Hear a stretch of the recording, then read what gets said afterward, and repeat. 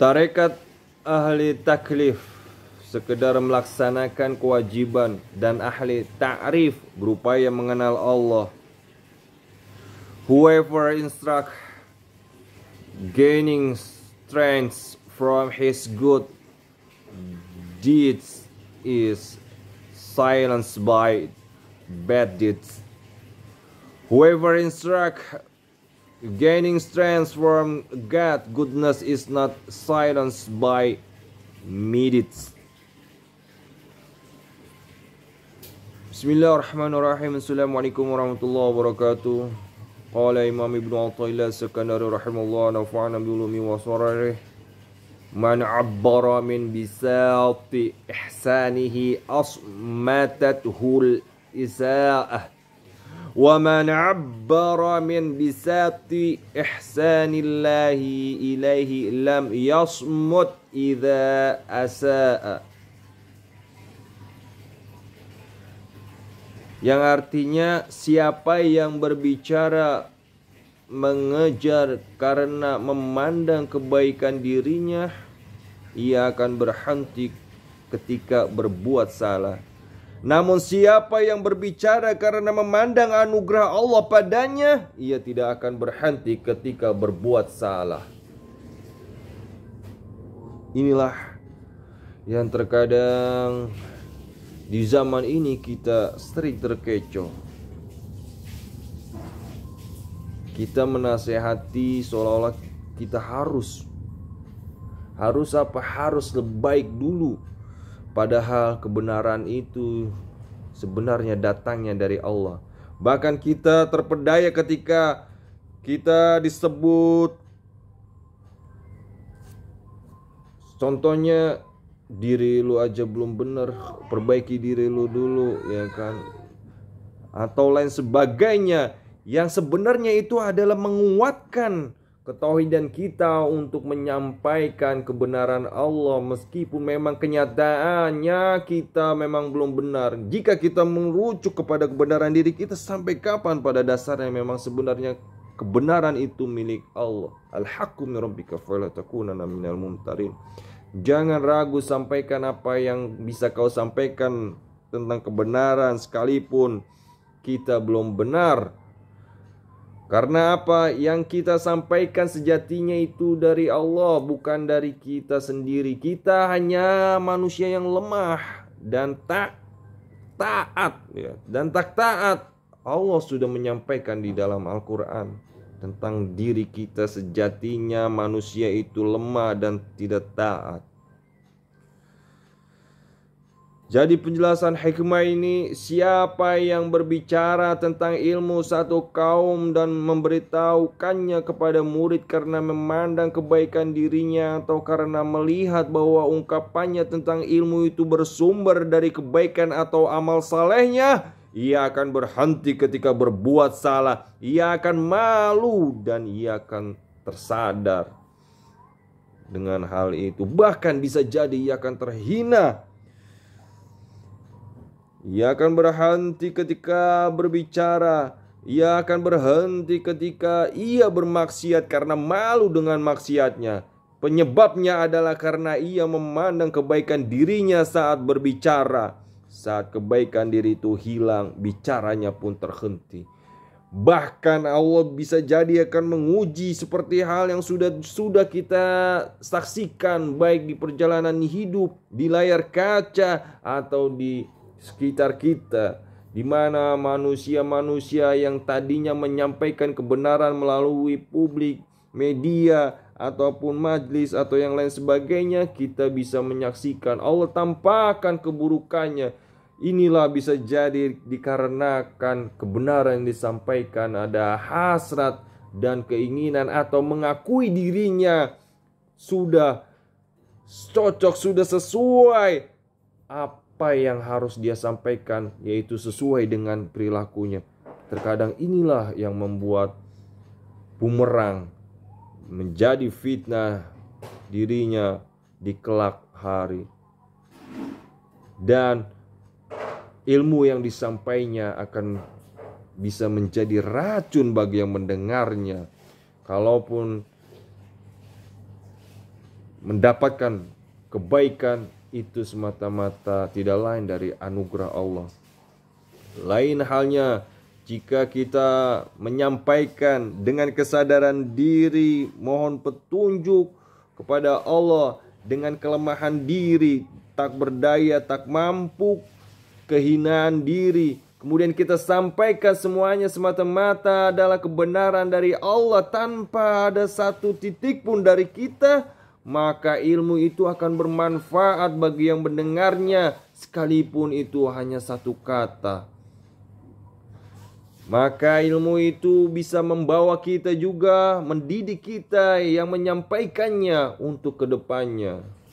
Itulah hebatnya para ulama terdahulu. Mereka mengajarkan sekalipun mereka sudah ahli di dalam pelaksanaannya, di dalam bacaan kitabnya, di dalam perilakunya, di dalam amalnya. Namun ketika mereka menyampaikan, mereka membuang rasa itu yang ada pada dirinya sehingga ilmu yang disampaikannya bermanfaat kepada murid-muridnya, bahkan kepada alam sekitarnya.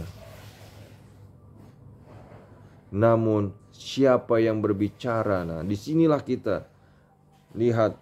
Namun siapa yang berbicara karena memandang hamparan kebaikan Allah? Nah, di sini kita akan paham bagaimana Allah akan mengembalikan karunia-Nya itu. Karena apa? Karena yang dibicarakan memandang hamparan Allah. Akan diberikan anugerah baik buat yang mendengar, apalagi yang mendengar menyampaikan lagi ilmu itu, dan juga akan diberikan hamparan anugerah buat alam sekitarnya, kemakmuran alam sekitarnya.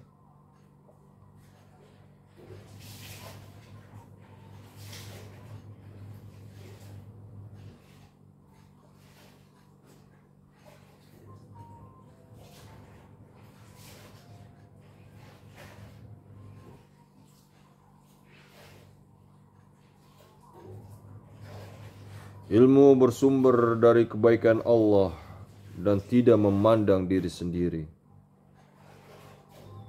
Ia tidak akan diam ketika berbuat salah. Ia tidak akan berhenti bicara ketika ia melakukan maksiat.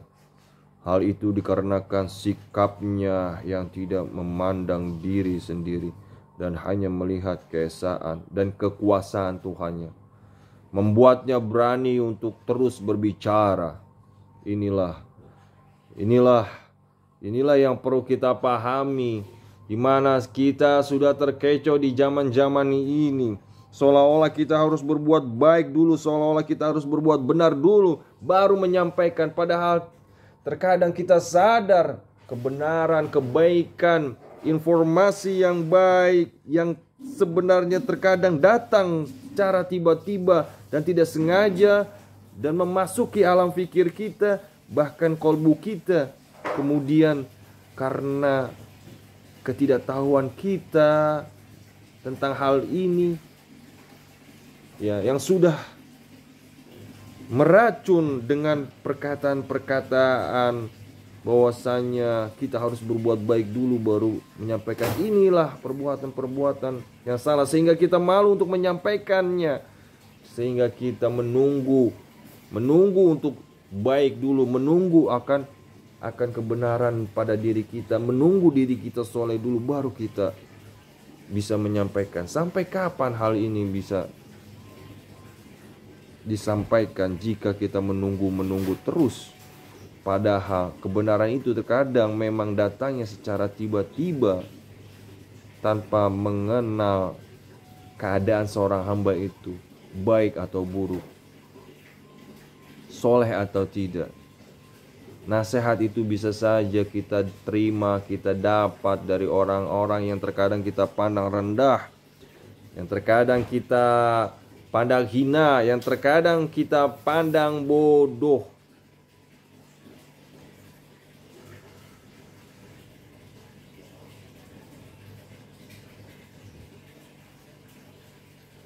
Kemudian Imam Ibn Athaillah berkata, tasbiqu anwarul hukama'i aqwalahum fahaitsu sarat tanwiru wasalat ta'biru. The spiritual light of the wise men travel faster than their word. Wherever the light falls, their understanding is wretched.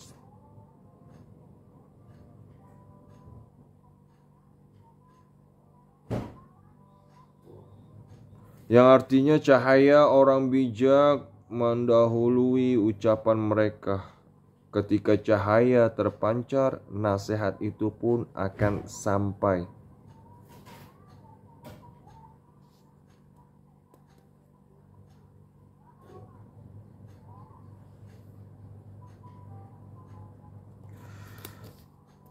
Penjelasannya, cahaya orang-orang bijak atau orang arif yang mengenal Allah mendahului ucapan mereka. Cahaya orang-orang arif maksudnya adalah cahaya ma'rifat mereka, yaitu kekuatan keyakinan mereka bahwa semua perkara ada di tangan Allah dan tiada sekutu baginya. Jika mereka ingin membimbing seorang hamba Allah dan memberi nasihat kepadanya dengan izin Allah, mereka segera menghadap Allah dan meminta bantuannya, dan untuk mengatur hati hamba itu supaya siap menerima apa yang dinasihatkan kepada mereka. Saat itulah dari kalbu orang-orang arif itu akan keluar cahaya yang bersumber dari batin mereka dan sampai ke hati hamba tersebut.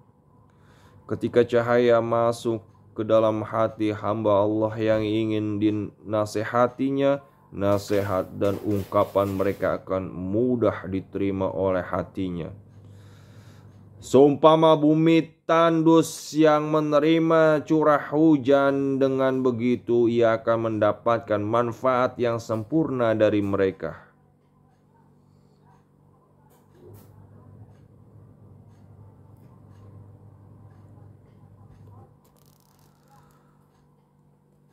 Imam Ibn Athaillah mendukung hal itu dengan berkata, kullu kalamin yabruzu wa alaihi kiswatul qalbi alladhi minhu baraz. Setiap ungkapan yang terucap dibungkus oleh corak kalbu yang menjadi tempat keluarnya. Every statement spoken has coverings describing the hearts of the one uttering. Setiap ungkapan yang terucap akan dibungkus oleh pakaian hati. Jika hati itu bersinar oleh cahaya, setiap ucapan yang keluar akan dibungkus oleh cahaya itu, sehingga semua pendengaran tidak akan menolaknya dan seluruh hati tidak akan mengingkarinya. Pakaian yang membungkus ungkapan itulah cahaya yang keluar dari hati. Ucapan orang bijak muncul dengan dibungkus oleh cahaya, sehingga hati manusia yang tertutup akan terbuka dan mereka dengan mudah menerima seruannya. Sebaliknya, ucapan orang-orang yang mengaku bijak disertai kegelapan sehingga tak seorang pun yang mengambil manfaat darinya. Manfaat itu bisa jadi dapat hanya dari sisi ucapannya, bukan dari siapa yang mengucapkannya. Karena Allah menguatkan agama kita ini dengan ucapan seorang lelaki yang durjana sekalipun. Artinya kita sudah bisa menyaksikan, memperhatikan di zaman ini bagaimana manusia yang kita pandang secara zahirnya berpenampilan menarik, membawakan ayat-ayat, dalil-dalil, namun ada sebercik kesombongan di dalam hatinya, pengakuan dalam hatinya, maka yang mendengar akan menjadi sok tahu dengan apa yang disampaikannya, apa yang disampaikan dilontarkannya. Yang mendengar mendapat ilmu, tapi ilmu itu menjadi kesombongan, ilmu itu menjadi fitnah, ilmu itu menjadi acuan, bahkan ilmu itu menjadi senjata perang buat mencaci yang lainnya, buat menghinakan yang lainnya, buat merendahkan yang lainnya, buat menandingi keilmuan-keilmuan yang lainnya. Itulah yang terkadang tidak kita sadari. Zaman sudah berubah, di mana sering kita dapatkan apa yang tidak kita ketahui. Ilmu itu menjadi manfaat jika disampaikannya dengan orang-orang yang bijak dalam penyampaiannya, menyandarkan diri pada ilahi, bukan menyandarkan diri pada keilmuan dan kesombongan hati.